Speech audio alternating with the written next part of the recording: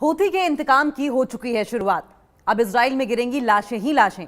Houthi का deadly operation आया सामने। बैलिस्टिक मिसाइलों से की हमलों की शुरुआत। हाइफा पोर्ट की उड़ाई धज्जियां। प्रधानमंत्री की मौत का लिया बदला। मौत का खेल लंबा चलने का बड़ा दावा। इजराइल की सिट्टी पिट्टी गुम। हूथी की अगली चाल और अब इजराइल बेहाल। अब मौत का बदला मौत, खून का बदला खून। अब छिपते फिर रहे इजरायली नागरिक। बंकरों की भी पड़ी कमी और इस बार हमला करके गलत जगह फंस गया इजराइल। हूथी के पास है घर में घुसकर मारने वाला हथियार। हूथी विद्रोहियों ने की हवाई नाकेबंदी। मिसाइल इजराइल की रक्षा को चीर गई। पैलेस्टाइन 2 बैलिस्टिक मिसाइल से इजराइल दहल गया है। हूथियों ने हाइफा पोर्ट को अब निशाना बनाया है। रेड सी में हूथी विद्रोहियों ने इजराइल से जुड़े जहाज पर जबरदस्त अटैक किया है और उसके बाद अब जमकर हड़कंप मचा हुआ है। इजराइल ने पिछले दिनों यमन की राजधानी सना पर भीषण बमबारी करके हूथी ग्रुप के प्रधानमंत्री समेत कैबिनेट के कई बड़े मंत्रियों की हत्या कर दी थी। और इस हमले के बाद हूथी ग्रुप इजराइल पर लगातार एक के बाद एक बड़े बड़े अटैक कर रहा है, बड़े बड़े हमले कर रहा है। बीते बुधवार की अगर बात करें तो हूथी ग्रुप ने इजराइल पर बैलिस्टिक मिसाइल और ड्रोन से अटैक किया। हूथी ग्रुप ने दावा किया कि उनका हमला कामयाब रहा और टारगेट को उन्होंने अचीव कर लिया, यानी कि जो उन्होंने टारगेट किया था, जिस चीज को उन्हें नेस्तनाबूद करना था, हूथियों ने न सिर्फ उसे टारगेट किया बल्कि अपना टारगेट अचीव भी कर लिया, अपने टारगेट को अचीव करने में कामयाब भी रहे। दरअसल बीते बुधवार की अगर बात करें तो यमन के हूथी ग्रुप ने इजरायली कब्जे वाले अल-कुद्स शहर और हाइफा बंदरगाह स्थित संवेदनशील ठिकानों को निशाना बनाया। इन हमलों में हूथी ग्रुप ने एक फिलिस्तीन 2 हाइपरसोनिक बैलिस्टिक मिसाइल और एक विस्फोटकों से लदे ड्रोन का इस्तेमाल किया। हूथी ग्रुप ने बताया कि दोनों हमलों में कामयाबी मिली और हूथी ग्रुप ने अपने जो भी टारगेट्स रहे थे, जो भी उनका मोटिव था, जो भी तबाही मचाने का था, वो उन्होंने हासिल कर लिया है। हूथी ग्रुप ने यह भी बताया कि हमले की वजह से इजरायली नागरिकों को अब बंकर में छिपने पर मजबूर होना पड़ रहा है। वहीं इजरायली सेना ने भी इस हमले की पुष्टि कर दी है, कंफर्म कर दिया है कि हाँ, हूथीज की ओर से इतना भीषण अटैक किया गया था। इजरायली सेना ने बुधवार को एक सोशल मीडिया पोस्ट में इस बात की जानकारी भी दी कि यमन की ओर से इजराइल की तरफ से मिसाइलें दागी गई।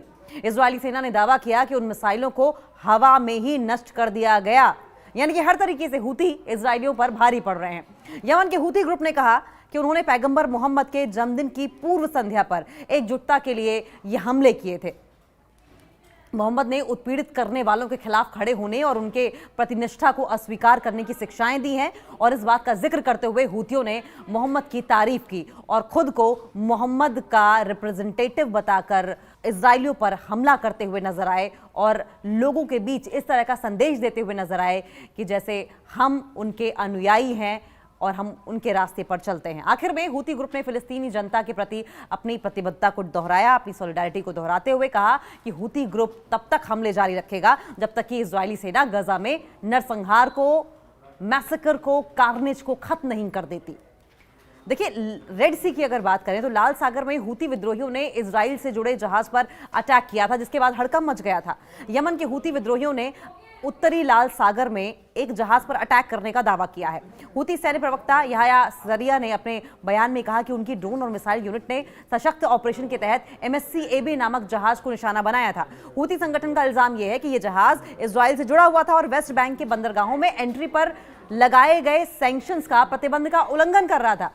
देखिए, प्रवक्ता जो दावा कर रहे हैं उसके मुताबिक इस हमले में 2 ड्रोन और एक क्रूज मिसाइल का इस्तेमाल किया गया। उन्होंने दावा किया कि जहाज को सीधे तौर पर निशाना बनाया गया है और हमला पूरी तरीके से सफल रहा है।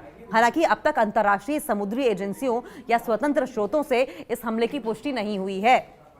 याह्या सरिया ने यह भी कहा कि हूथी वालों ने इजराइल के कई इंपॉर्टेंट मिलिट्री बेसिस पर, कई अहम ठिकानों पर अलग अलग ड्रोन से हमले किए। उनके अनुसार सामद 4 ड्रोन का इस्तेमाल करते हुए टेल अवीव में इजरायली जनरल स्टाफ हेडक्वार्टर्स को भी टारगेट किया गया और इसके अलावा Hadera power station, Ben Gurion airport और अशदोद पोर्ट पर भी बड़े बड़े अटैक्स किए गए। तो कुल मिलाकर अगर देखा जाए तो ये हूथीज का चौथा बड़ा अटैक होगा जब से उनके प्रधानमंत्री को मौत के घाट उतार दिया गया है। प्रधानमंत्री के साथ साथ मंत्रिमंडल को पूरी तरीके से खत्म कर दिया गया, हत्या कर दी गई। हूथी प्रवक्ता ने दावा किया कि ईश्वर की कृपा से सभी लक्ष्यों पर हमले सफल रहे हैं। तो यह हमला ऐसे समय में हुआ है जब बीते ही हफ्ते, अगर 28 अगस्त की बात करें तो इजराइल ने यमन की राजधानी सना पर बड़ा एयर स्ट्राइक भी किया था।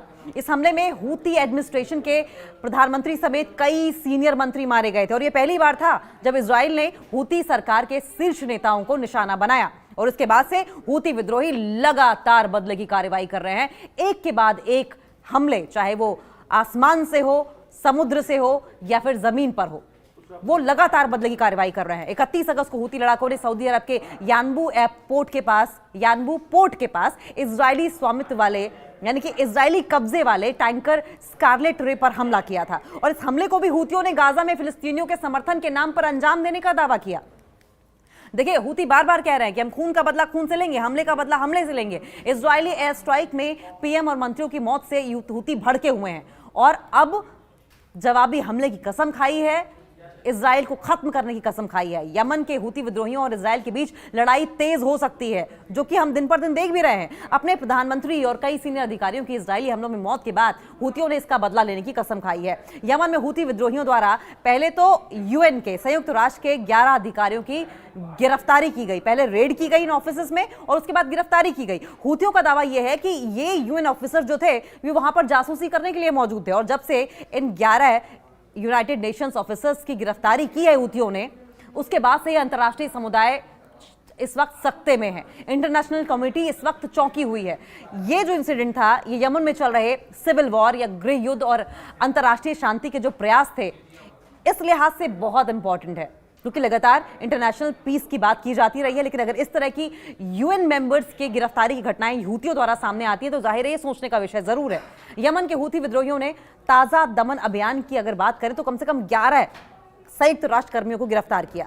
यमन के हूती विद्रोहियों ने रविवार को संयुक्त राष्ट्र कार्यालय पर पहले छापेमारी की, कम से कम 11 संयुक्त राष्ट्र कर्मियों को गिरफ्तार किया और जब इसका विरोध किया गया तो उन्होंने ये साबित करने की कोशिश की कि ये 11 जो 11 संयुक्त राष्ट्र के कर्मी हैं, ये दरअसल जासूसी कर रहे थे इजराइल के लिए, जो कि इस ईरान समर्थित समूह द्वारा मानवीय कार्यकर्ताओं पर किए गए ताजा दमन का हिस्सा माने जा रहे हैं। लेकिन यह हमला हूती विद्रोहियों का गुस्सा था, क्योंकि अटैक में उनके पीएम को दर्दनाक तरीके से मार जो दिया गया था। इजराइल की सेना ने यमन के सना शहर में हूती विद्रोहियों पर हमला किया, जिसमें हूती सरकार के प्रधानमंत्री समेत कई कैबिनेट मंत्री मारे गए और उसके बाद से हम देख रहे हैं कि किस तरीके से सड़कों पर हूती विद्रोहियों द्वारा एक के बाद एक कई हमलों को अंजाम दिया जा रहा है। कई ऐसे लोगों की गिरफ्तारियां की गई हैं जो कथित तौर पर इजराइल की तरफ से यमन में जासूसी का या तो काम कर रहे थे या तो उनके इशारे पर किसी बड़े हमले या किसी बड़े साजिश को अंजाम देने की फिराक में थे। हमले में हूती सरकार के पूरे प्रशासन का सफाया हो गया था। वहीं नए कार्यवाहक प्रधानमंत्री को जरूर नियुक्त कर दिया गया है, लेकिन हूती क्योंकि कसम खा चुका है कि हम प्रधानमंत्री की मौत का बदला मौतों से ही लेंगे, खून का बदला खून गिराकर ही लेंगे, इसलिए हम देख रहे हैं कि एक के बाद एक ये चौथा बड़ा हमला था जो अंजाम दिया गया है। यमन के हूती विद्रोहियों ने इजराइल से बदला लेने की कसम खाई है। इजरायली हवाई हमलों में अपने प्रधानमंत्री अहमद अल रहावी और कई वरिष्ठ नेताओं की हत्या के बाद हूतियों की ओर से बयान जारी करते हुए कहा गया कि हूतियों ने पहले तो देखिए ये कहा कि वे अपने नेताओं की मौत को याद रखेगा, इन मौतों का हिसाब इजराइल से जरूर चुकता किया जाएगा। टेलीग्राम पर प्रसारित एक संदेश में हूतियों की समूह की सर्वोच्च राजनीतिक परिषद, जो सबसे टॉप पॉलिटिकल काउंसिल है, टॉप लीडरशिप काउंसिल है, उसके प्रमुख हैं मेहदी अल मशात ने कहा कि हम अल्लाह, यमनी लोगों और शहीदों के परिवारों से वादा करते हैं कि इजराइल से बदला लेंगे। मशात ने कहा कि इजराइल में अब कोई सुरक्षित नहीं है और ऐसे में वहां काम कर रही विदेशी कंपनियां देर होने से पहले ही इजराइल छोड़ दें, नहीं तो उन्हें नेस्तनाबूद कर दिया जाएगा, इस दुनिया से विदा दे दी जाएगी, उन्हें खत्म कर दिया जाएगा, उनके परिवार को खत्म कर दिया जाएगा, उनकी आने वाली पीढ़ियों को खत्म कर दिया जाएगा।